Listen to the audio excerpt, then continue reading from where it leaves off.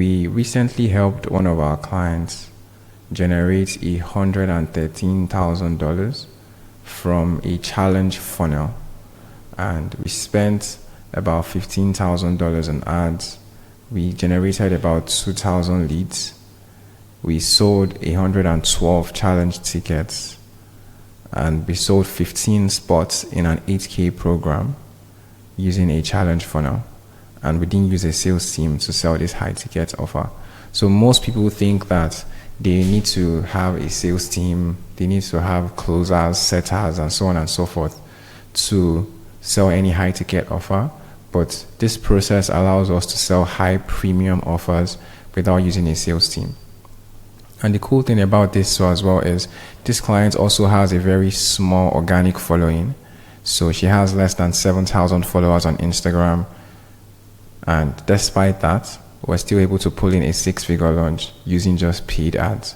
And to show you this is legit, we have a testimonial from this client on this same channel.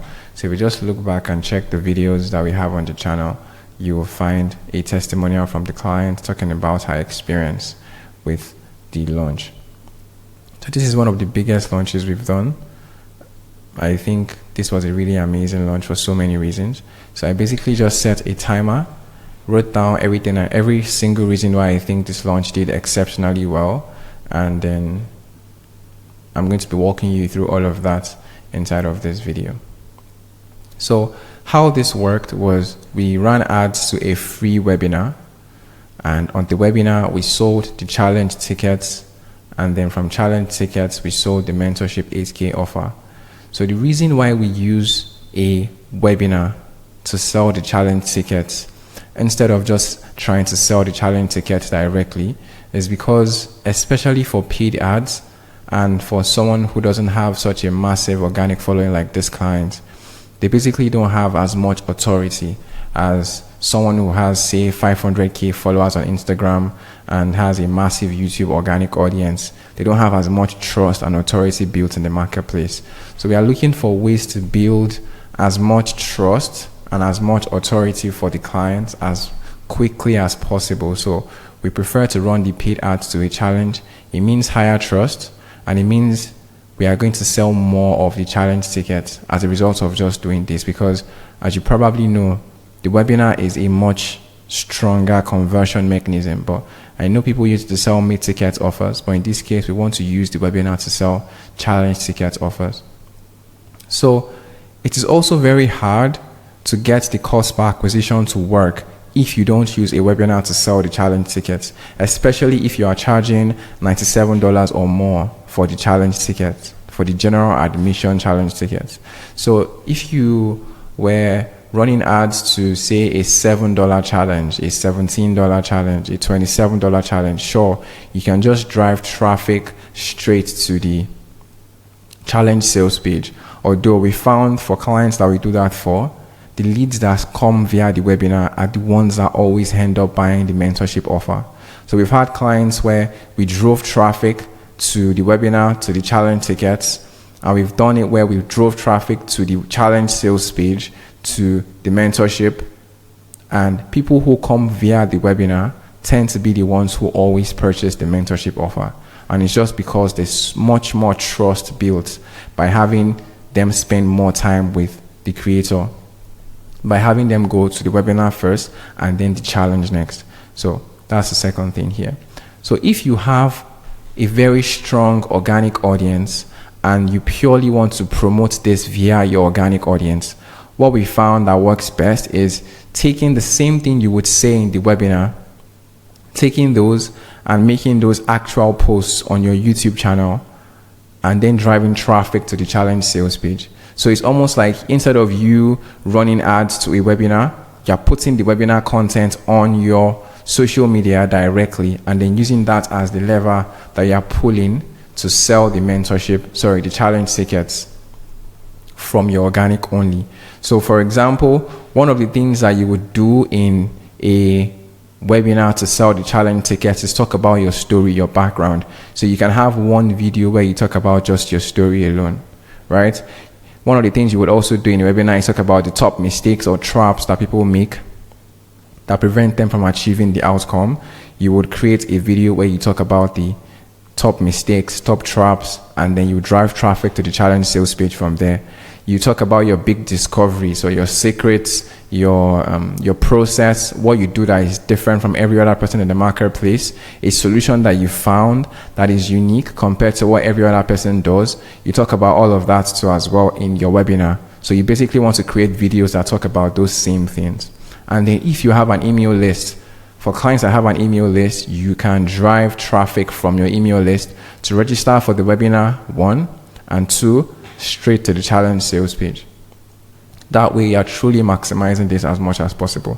So all of these things combined is how we were able to sell 122 number of challenge tickets for this particular client. And we only spent 15 grand on ads. And we made back $19,000 from just selling the tickets alone. So we're already even profitable from the challenge ads that we ran, because we made more from the ticket sales than we made from the ad spend combined. So this is where you want to be. You want to be in a place where you're already profitable before you even sell your mentorship. So this is not always going to happen. Sometimes it might be like 80% there, 70% there. Sometimes you might just break even like we have for this client, but ideally you want to be in a place where you're already profitable from the challenge before you go into the actual challenge itself. So you're basically just getting clients for free, basically. So for this client, another thing that I feel like really worked well, that really helps make this so that we are generating as much revenue as possible, is the fact that if you use this system, you can collect as much data as possible and make improvements to your offer, to your challenge content based on real-time feedback from the marketplace. So every other system that you would use, if you were running ads directly to a challenge sales page, for example, there's no way you can know exactly what the market is feeling, because you don't have that immediate feedback loop. But if you have a webinar in place, you're going to see the questions people are asking in the chat box. You're going to see the beliefs that they have. You're going to get the obstacles, the objections, and you can take all those and use that to improve your challenge content, use that to improve your challenge offer, and so on and so forth. And same thing with the challenge as well. If you have a live challenge and you are getting that feedback from them, from the VIP sessions, from the actual general admission sessions, it just makes it so that you can take all of that feedback and then feed that into helping you create better offers that you would pitch them during the same challenge. So it is real-time feedback, and there are very few funnels that allow you to get real-time feedback to improve your marketing while the marketing campaign is still going on. So it's crazy like that. The next thing here is, for the challenge, what you basically want to focus on for your challenge content itself is you want to try to overcome the obstacles that will stop them from taking action. So think of your offer as the end goal or the outcome that they want. So, and then think through what are the different reasons why someone will not be able to take action. What are the things that are confusing them right now that will stop them from taking action? And you want to overcome every single one of those challenges before you pitch them your offer. So for this client, she has a med spa offer. So she teaches nurses how to start their med spa basically. And some of the things we spoke about during the challenge is pricing. So people don't know how to price their services. People don't know which services they need to do. The legal side of things is a big obstacle for nurses when it comes to them starting a med spa. Startup capital, people don't even want to invest like their own personal funds into starting their med spa. It's quite pricey to start a med spa. You need at least 5 to 10K.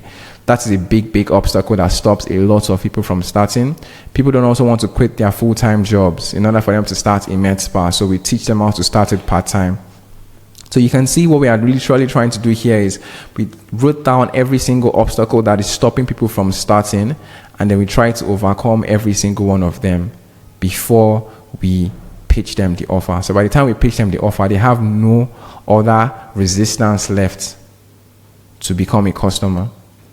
Another example is if we have another client that helps people start a private practice, and then we talk about time. Okay, you don't have enough time to start a private practice. This is how you create time to start your business. You don't have enough confidence. You don't feel like you're confident enough. We help you, show you how to build confidence so you can start your private practice. You don't have enough startup funds. We show you how to get funds for you to start your private practice. We are basically trying to help them overcome the obstacle. And because it is a challenge, we are also trying to give them like those micro transformations. So it's not like a webinar where you're just trying to show them that they can actually do the thing. Challenges, you want to make sure they do the actual thing. Like you want them to actually implement on the thing so that by the time they get to the end of the challenge, they've taken all these micro steps that allow it for them to be in a better place to purchase the offer. So for example, for this client here, they've already found the time to create their private practice. They've built the confidence. They've found where they're going to get the startup funds from. For this one, they've created their price. They already know the services they are going to do when they start their med spa. They've already figured out the legal side of things. They know where they're going to get their startup funds now, and so on and so forth. So you want them to actually do the thing and give them that actual micro transformation. So once they're already in motion, it makes it easier for them to take action at the end and purchase your main program. And then other things that we did is homeworks. We gave them daily workbooks. There was a Facebook community, just different ways to get those micro commitments from them, to get them engaged, to get them to take action throughout the challenge. This is what we are really trying to do here. One other thing that we found from looking at the data and tracking the metrics is majority of those people who buy the mentorship offer are usually the ones who buy the VIP offer. So if you want to sell more mentorship offers, more high ticket coaching packages on the back end of your challenges, you want to have a VIP and sell as many VIP spots as you possibly can. You can't cap your VIP. You want to sell as many as you can. And some of the ways that we found to do that is, aside from just having the upsell, aside from using the webinar formats to sell it, because if you use the webinar to sell the challenge tickets, you've built so much trust, so people will feel more comfortable paying you higher for your VIP because they already know, like, and trust you already. We also have follow-ups that go out to people on the email list. We have a VIP upgrade automation that allows those who buy the general admission tickets to purchase VIP tickets, and so on and so forth. So it just creates this true flywheel of us trying to maximize as many VIP tickets as possible, because not only will you be able to break even on your ad spend, because now people are spending more money on the tickets, you'll also be able to get more people who are more engaged, because VIPs will definitely spend more time with the creator. And the more time they spend with the founder, the more likely it is that they actually purchase the mentorship. So majority of those who buy the mentorship are usually those who buy the VIP tickets. How we structure the pitch in order for it to be more likely that we sell these high ticket packages during the challenge is by using what we call an info session.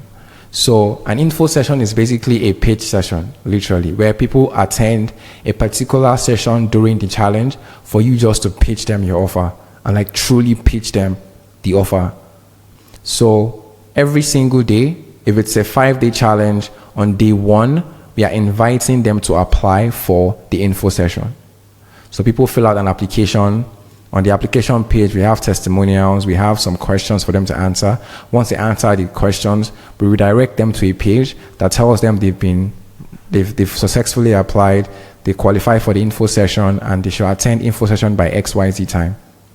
So we give them an actual time, and then those who show up for the info session are the only ones that we pitch the main offer to. So if you are showing up for the info session, you know what is included in the offer already, and you know the value of the offer, but you don't know the price.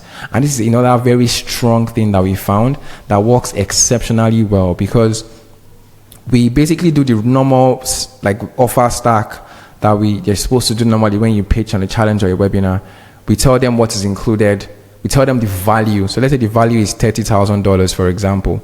We tell them the value, but we don't tell them the price. And we tell them, if you attend the actual info session, I'm going to give you a massive discount on this price. So price anchoring works well when you justify the price points, and then how long do you allow them think the price is actually higher than it actually is. If you do those two things well, it makes it so that when you drop the actual price, people feel like it is a steal. So this allows us to do that because we invite them to the info session.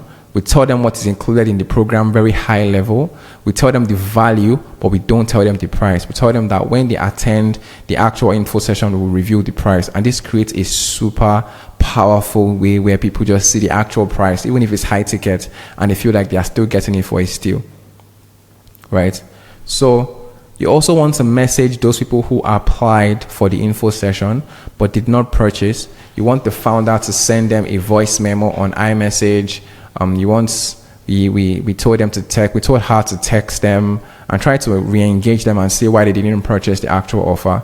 And then we also text those people who did not purchase so as well to try and get them to join, to book a discovery call or something along those lines. So we will basically see that if you sell about 10 spots during the challenge, you would sell an additional 10 if you have your post-challenge process properly dialed in.